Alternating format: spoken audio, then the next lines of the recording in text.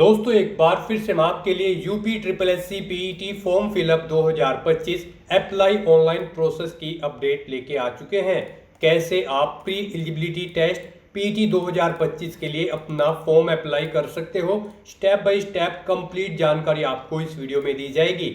Online आवेदन करने का आपके पास अंतिम मौका है, लास्ट डेट की न्यू अपडेट है। आप जल्द से जल्द अपने फॉर्म अप्लाई कर ले, कहीं मौका हाथ से छूट न जाए। जी हाँ दोस्तों, फॉर्म अप्लाई करते समय आपको जो भी मिस्टेक सामने आ रही है उसका हल आपको इस वीडियो में मिल जाएगा। साथ ही साथ इस वीडियो में हम आपको ये भी जानकारी दिखाएंगे कि लैपटॉप या फिर मोबाइल से आप कैसे अपना फॉर्म अप्लाई कर सकते हो। मोबाइल या फिर लैपटॉप से फॉर्म अप्लाई करते समय आपको लुकिंग इंटरफेस चेंज हो जाता है, लेकिन फॉर्म सेम आपका फिल किया जाएगा। तो आपके लिए बेस्ट रहेगा कि आप लैपटॉप के द्वारा ही अपना फॉर्म अप्लाई कर ले। आवेदन करते समय आपको कुछ महत्वपूर्ण बातों का भी ध्यान रखना होगा, तभी आपके एप्लीकेशन फॉर्म सक्सेसफुली सबमिट किए जाएंगे।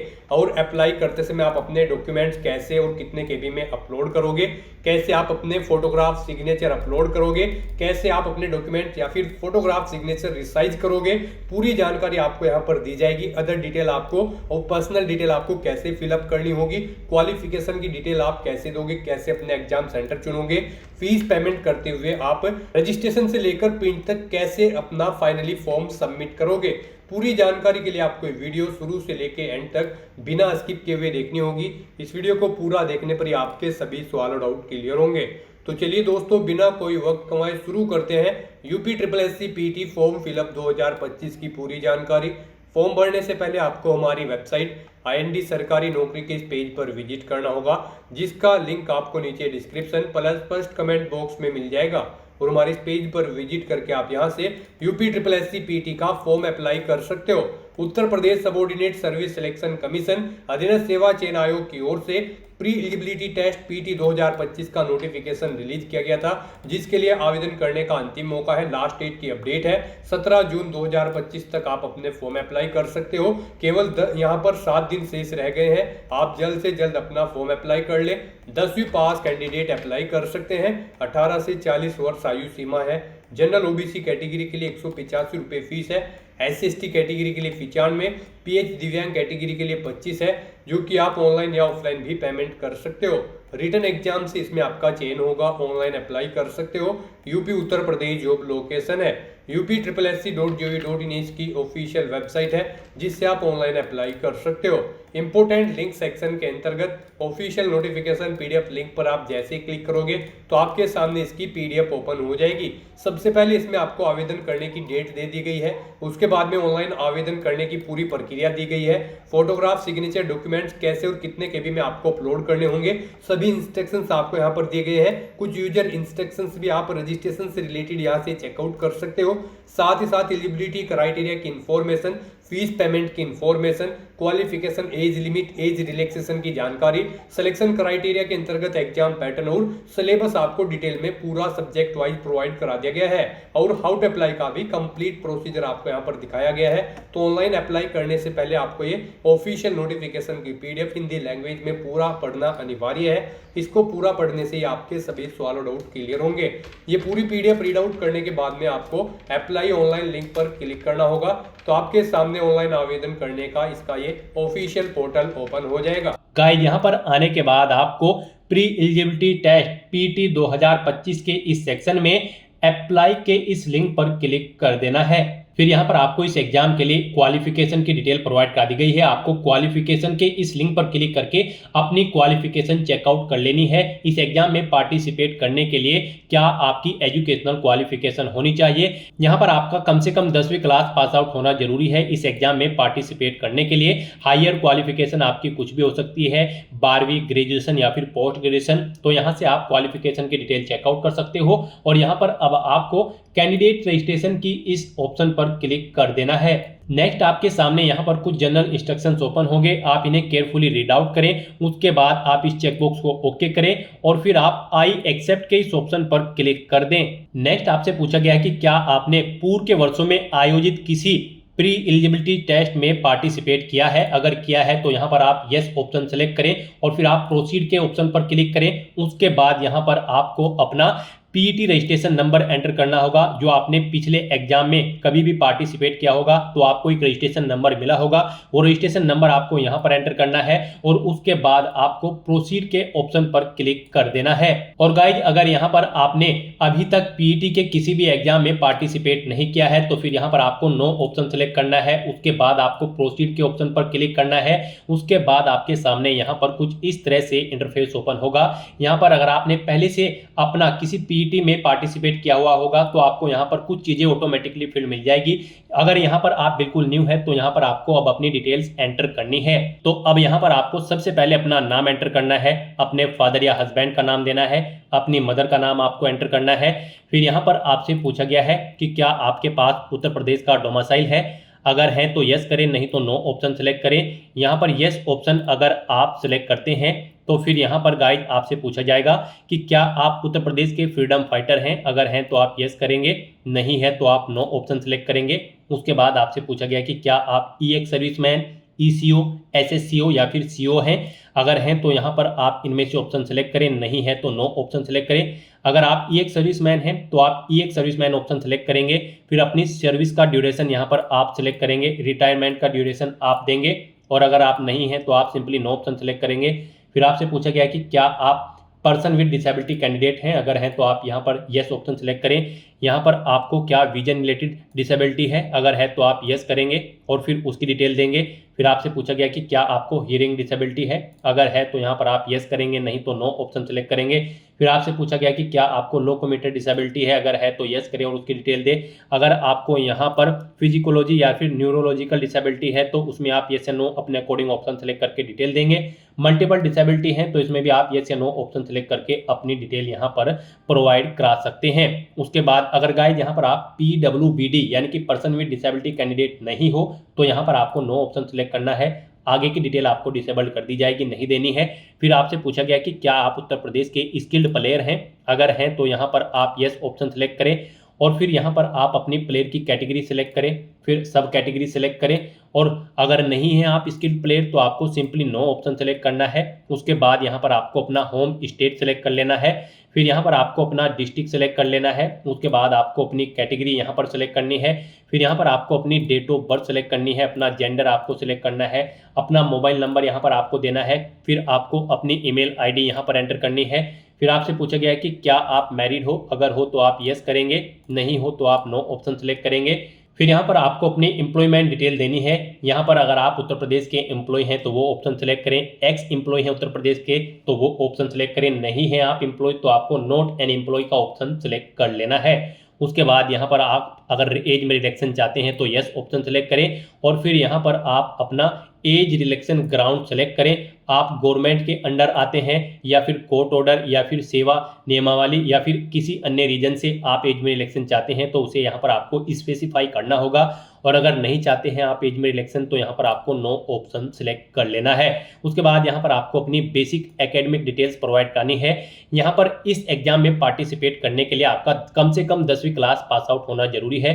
तो यहाँ पर आपको सबसे पहले अपनी 10वीं क्लास की डिटेल देनी है। इसमें यहाँ पर आपको सबसे पहले बोर्ड का नाम सेलेक्ट करना है, जिस बोर्ड से आपने अपनी 10वीं क्लास पास आउट की है। उसके बाद आपको पासिंग ईयर सेलेक्ट करना है, कब आपने अपनी 10वीं क्लास पास आउट की है। अपना हाई स्कूल का रोल नंबर आपको देना है। यहाँ पर आपका जो रिजल्ट आया है वो परसेंटेज सिस्टम में है या फिर ग्रेडिंग सिस्टम में, आप अपने अकॉर्डिंग ऑप्शन सेलेक्ट करें। परसेंटेज में अगर है तो फिर आपने कितने मार्क्स ऑब्टेन किए हैं वो यहाँ पर आप एंटर करें। टोटल कितने मार्क्स थे जिसमें से आपने मार्क्स ऑब्टेन किए हैं वो यहाँ पर आप एंटर करें। और फिर यहाँ पर आपसे पूछा गया कि क्या आपने अपनी 12वीं क्लास भी कंप्लीट कर ली है तो आप इस चेकबॉक्स को ओके करेंगे, बोर्ड का नाम सेलेक्ट करेंगे जिससे आपने अपनी 12वीं क्लास पास आउट की है। फिर यहाँ पर आपको पासिंग ईयर सेलेक्ट करना है, अपना 12वीं का रोल नंबर देना है, आपका रिजल्ट परसेंटेज में था या फिर ग्रेड में, आप अपने अकॉर्डिंग ऑप्शन सेलेक्ट करें। फिर यहाँ पर कितने मार्क्स आपने ऑब्टेन किए हैं वो आप एंटर करें। टोटल कितने मार्क्स थे जिसमें से आपने मार्क्स ऑब्टेन किए हैं वो आप एंटर करें। इस तरह से अपनी बेसिक एकेडमिक डिटेल्स आपको यहाँ पर फिल कर देनी है। उसके बाद यहाँ पर अगर आपने कोई एडिशनल क्वालिफिकेशन कर रखी है तो अब यहाँ पर आपको अपनी एडिशनल एकेडमिक डिटेल देनी है। यानी कि अगर आपने ग्रेजुएशन कर रखी है तो आप उसकी डिटेल प्रोवाइड करा सकते हैं, पोस्ट ग्रेजुएशन कर रखी है तो उसकी डिटेल यहाँ पर आप प्रोवाइड करा सकते हैं, ये ऑप्शनल है। अगर आपने की की हुई है तो उनकी डिटेल दें, नहीं की हुई है तो आप इस सेक्शन को खाली छोड़ सकते हैं। यहाँ पर ग्रेजुएशन में आपसे पूछा गया है क्या आपने अपनी ग्रेजुएशन कर ली है या इसके समकक्ष कोई डिग्री, तो आपको यहाँ पर येस ऑप्शन सेलेक्ट करना है अगर आपने ग्रेजुएशन कर रखी है। फिर यहाँ पर आपको बोर्ड, इंस्टीट्यूट या फिर यूनिवर्सिटी का नाम देना है जिससे आपने अपनी ग्रेजुएशन या फिर पोस्ट ग्रेजुएशन कंप्लीट कर रखी है। पासिंग ईयर यहाँ पर आपको सिलेक्ट करना है अपनी ग्रेजुएशन का या फिर पोस्ट ग्रेजुएशन का। फिर यहाँ पर आपको अपना रोल नंबर एंटर करना है और फिर आपका जो सर्टिफिकेट है आपका वो आपको कब इशू हुआ है वो डेट आपको सिलेक्ट कर लेनी है, यानी कि रिजल्ट आपको कब इशू हुआ है वो डेट आपको सिलेक्ट कर लेनी है। फिर यहाँ पर आपको बताना है आपका जो रिजल्ट है वो परसेंटेज में था या फिर ग्रेड में, आप अपने अकॉर्डिंग ऑप्शन सेलेक्ट करें। परसेंटेज में अगर है तो आपने कितने मार्क्स ऑब्टेन किए हैं वो आप एंटर करें, टोटल कितने मार्क्स थे वो यहाँ पर आप एंटर करें। इस तरह से यहाँ पर आपको अपनी ग्रेजुएशन या फिर पोस्ट ग्रेजुएशन की डिटेल प्रोवाइड करा देनी है और अगर आपने नहीं कर रखी है तो बस सिंपली यहाँ पर आपको नो ऑप्शन सेलेक्ट करना होगा और उसके बाद गाइज आपको ये कैप्चा कोड यहाँ पर एंटर करना है और फिर आपको सबमिट के इस ऑप्शन पर क्लिक कर देना है। नेक्स्ट आपने पीछे जो डिटेल प्रोवाइड कराई है उसका पूरा प्रीव्यू आपको शो कर दिया गया है। यहाँ पर आपका रजिस्ट्रेशन कंप्लीट हो चुका है, आपको एक रजिस्ट्रेशन नंबर प्रोवाइड करा दिया गया है। ये रजिस्ट्रेशन नंबर आपके रजिस्टर्ड मोबाइल नंबर और ईमेल आईडी पर भी सबमिट कर दिया गया है। आपको इसे केयरफुली नोट डाउन करके रख लेना है फ्यूचर यूज के लिए। और यहाँ पर गाइज अब आपको click here to proceed for photo and signature के इस ऑप्शन पर क्लिक करना है। अब यहाँ पर आपको अपना फोटो और सिग्नेचर अपलोड करने हैं। गाइज यहाँ पर आपको दी गई गाइडलाइंस के अकॉर्डिंग अपना फोटो और सिग्नेचर अपलोड करने हैं, अदरवाइज यहाँ पर आपका एप्लीकेशन फॉर्म रिजेक्ट हो सकता है। यहाँ पर आपका जो फोटो होगा उसकी विड्थ 3.5 सेंटीमीटर, हाइट 4.5 सेंटीमीटर होनी चाहिए और जो आपके सिग्नेचर होंगे यहाँ पर उसकी विड्थ 3.5 सेंटीमीटर और हाइट उसकी 1.5 सेंटीमीटर होनी चाहिए। यहाँ पर आपका जो फोटो होगा वो 50 KB से 100 KB के बीच में होना चाहिए और जो आपके सिग्नेचर होंगे वो 30 KB से 50 KB के बीच में होने चाहिए और यहाँ पर ये JPG या फिर JPEG फॉर्मेट में होने चाहिए। गाइस यहाँ पर अगर आपका फोटो या सिग्नेचर छोटे या फिर बड़े हैं और आप उनके साइज को कम या ज़्यादा करना चाहते हैं तो आप गूगल में जाएं, वहाँ पर टाइप करें इमेज रिसाइजर, आपके सामने मल्टीपल ऑनलाइन वेबसाइट ओपन होगी, वहाँ पर आप अपना फोटो या सिग्नेचर अपलोड करें और उसे अपनी रिक्वायरमेंट के अकॉर्डिंग साइज को सेट कर ले और फिर यहाँ पर आप उसे अपलोड कर दें। यहाँ पर आपके जो सिग्नेचर होंगे वो आपको हिंदी और इंग्लिश दोनों में कुछ इस तरह से करने हैं और फिर आपको अपनी फाइल यहाँ पर अपलोड करनी है। ये आपको सैंपल दिया गया है, इस तरह से यहाँ पर आपको अपने सिग्नेचर क्रिएट करने हैं और फिर आपको अपने सिग्नेचर की फाइल यहाँ पर आपको अपलोड करनी है। तो यहाँ पर अपना फोटो और सिग्नेचर अपलोड करने के लिए आपको सेलेक्ट फोटो के ऑप्शन पर क्लिक करना है, फोटो को सिलेक्ट कर लेना है और उसे यहाँ पर आपको अपलोड कर देना है। ऐसे ही यहाँ पर आपको सेलेक्ट सिग्नेचर के ऑप्शन पर क्लिक करना है और अपने सिग्नेचर की फाइल को सिलेक्ट करके उसे भी यहाँ पर आपको अपलोड कर देना है। तो इस तरह से यहाँ पर आपको अपना फोटो और सिग्नेचर अपलोड करने के बाद फिर कंटिन्यू के इस ऑप्शन पर क्लिक कर देना है। फिर आपको फाइल रिमेनिंग डिटेल्स में इस चेकबॉक्स को ओके करना है। फिर आपने पीछे जो डिटेल प्रोवाइड कराई है उसका प्रीव्यू आपको शो होगा। आपको इस पेज को नीचे स्क्रॉल डाउन करना है और यहाँ पर आपको अब प्रोफेशनल क्वालिफिकेशन में आना है और यहाँ पर आने के बाद आपसे पूछा गया है कि क्या आपने यहाँ पर टेरिटोरियल आर्मी में 2 साल तक सर्व किया है। अगर किया है तो आप यस ऑप्शन सेलेक्ट करें, नहीं किया है तो आप नो ऑप्शन सेलेक्ट कर लेंगे। उसके बाद आपसे पूछा गया है कि क्या आपके पास यहाँ पर एनसीसी का 20 सर्टिफिकेट है, अगर है तो आप यस करेंगे और नहीं है तो यहाँ पर आप नो ऑप्शन सेलेक्ट कर लेंगे। उसके बाद यहाँ पर आपको अपने एड्रेस की डिटेल देनी है। यहाँ पर अगर आपको सबसे पहले अपना परमानेंट एड्रेस देना है, इसमें आपको अपना नाम देना है, अपना हाउस नंबर देना है, अपना स्ट्रीट नंबर देना है, अपनी लोकेलिटी यहाँ पर देनी है, स्टेट का नाम आपको ऑटोमेटिकली सिलेक्ट मिल जाएगा। फिर आपको अपना डिस्ट्रिक्ट यहाँ पर सिलेक्ट कर लेना है, पिन कोड देना है और उसके बाद यहाँ पर आपको अपना कोरोस्पोंडेंस मेलिंग एड्रेस देना है। और अगर आपका कोरोस्पोंडेंस एड्रेस आपके परमानेंट एड्रेस के अकॉर्डिंग सेम है तो यहाँ पर आप इस चेकबॉक्स को ओके करेंगे, ऑटोमेटिकली आपका कोरोस्पोंडेंस एड्रेस आपके परमानेंट एड्रेस के अकॉर्डिंग फिल हो जाएगा। उसके बाद आपको इस पेज को नीचे स्क्रॉल डाउन करना है और फिर यहाँ पर आपको डिक्लेरेशन सेगमेंट में आकर यहाँ पर आपको यस ऑप्शन सेलेक्ट करना है कि आप एक्सेप्ट करते हैं ऊपर के सभी डिक्लेरेशन जो टर्म्स एंड कंडीशन है। तो यहाँ पर आपको यस ऑप्शन सेलेक्ट करना है। उसके बाद आपको यहाँ पर प्रीव्यू के इस ऑप्शन पर क्लिक करके अपने एप्लीकेशन फॉर्म का प्रीव्यू चेकआउट कर लेना है। फिर यहाँ पर आपको आपके एप्लीकेशन फॉर्म का पूरा प्रीव्यू शो कर दिया गया है। आपको सभी डिटेल्स केयरफुली चेकआउट करनी है। कहीं पर कोई मिस्टेक है तो आप बैक बटन पर क्लिक करके एडिट कर सकते हो और अगर सभी चीज़ें ओके हैं तो यहाँ पर बस अब आपको ये कैप्चा कोड इस बॉक्स में एंटर करना है और उसके बाद आपको सबमिट के इस ऑप्शन पर क्लिक कर देना है। नेक्स्ट यहाँ पर आपको अपनी एप्लीकेशन फीस का अमाउंट जमा कराना है। गाइस यहाँ पर आपको आपकी कैटेगरी के अकॉर्डिंग एप्लीकेशन फीस का अमाउंट शो कर दिया जाएगा। यहाँ पर जनरल ओबीसी कैटेगरी के लिए 185 रुपये फीस है, SC ST कैटेगरी के लिए 95 रुपये और PH दिव्यांग कैंडिडेट के लिए मात्र 25 रुपये एप्लीकेशन फीस है, जो कि आप ऑनलाइन मोड में debit card, credit card, net banking या फिर UPI के माध्यम से जमा करा सकते हो। तो यहाँ पर अब आपको बस अपना फीस पेमेंट करना है।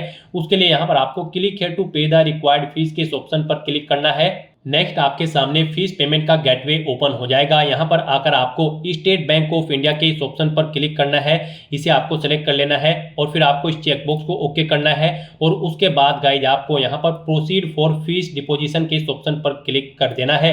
फिर आपको आपकी फीस पेमेंट की डिटेल शो कर दी गई है। अब आपको इसे कंफर्म करने के लिए प्रोसीड के इस ऑप्शन पर क्लिक करना है। नेक्स्ट यहाँ पर आपको फीस पेमेंट के इंटरफेस पर रिडायरेक्ट कर दिया गया है। यहाँ पर गाइज आप debit card, credit card, net banking या फिर UPI या फिर NEFT के माध्यम से अपना फीस पेमेंट कर सकते हो। UPI यहाँ पर आपके लिए बेस्ट ऑप्शन रहेगा। यहाँ पर आप अपनी UPI ID के थ्रू फीस पेमेंट कर सकते हो। अगर आप UPI ID जानते हैं तो एंटर UPI ID के इस ऑप्शन पर क्लिक करें। अपनी UPI ID यहाँ पर एंटर करके वैलिडेट UPI ID के ऑप्शन पर क्लिक करते हुए अपना फीस पेमेंट कर दें, या फिर आप QR कोड के थ्रू भी अपना फीस पेमेंट कर सकते हो। आप UPI QR के इस ऑप्शन पर क्लिक करें, उसके बाद आप यहाँ पर पे नाउ के इस ऑप्शन पर क्लिक करें। फिर यहाँ पर आपके सामने ये QR कोड शो कर दिया जाएगा। आप इसे अपने UPI से स्कैन करें और अपना फीस पेमेंट कर दें। सक्सेसफुली फीस पेमेंट करने के बाद आपके सामने कुछ इस तरह से इंटरफेस ओपन होगा। यहाँ पर आपका फीस पेमेंट हो चुका है और आपके एप्लीकेशन फॉर्म को भी सबमिट किया जा चुका है। अब यहाँ पर आपको अपने एप्लीकेशन फॉर्म का एक प्रिंट आउट ले लेना है। उसके लिए आपको proceed to download and print the application form के इस ऑप्शन पर क्लिक करना है। नेक्स्ट आपके सामने कुछ इस तरह से इंटरफेस ओपन होगा। अब यहाँ पर गाइड आपको प्रिंटर के इस ऑप्शन पर क्लिक करके अपने एप्लीकेशन फॉर्म का एक हार्ड कॉपी प्रिंट आउट ले लेना है, फ्यूचर यूज के लिए, फ्यूचर रेफरेंस के लिए। तो यहाँ पर अब आपके एप्लीकेशन फॉर्म की सभी टास्क कंप्लीट हो चुकी है।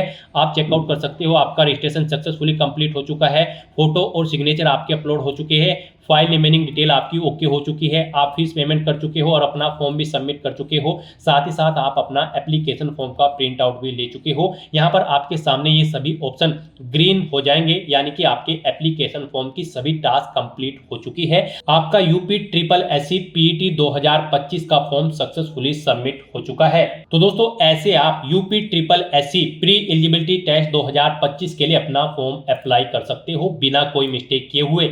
आज की इस वीडियो में बस इतना ही। आई होप ये वीडियो आपको पसंद आई होगी। अगर पसंद आई हो तो इसे लाइक और शेयर करें। चैनल पर नए हो तो इसे सब्सक्राइब कर लें। Thanks for watching.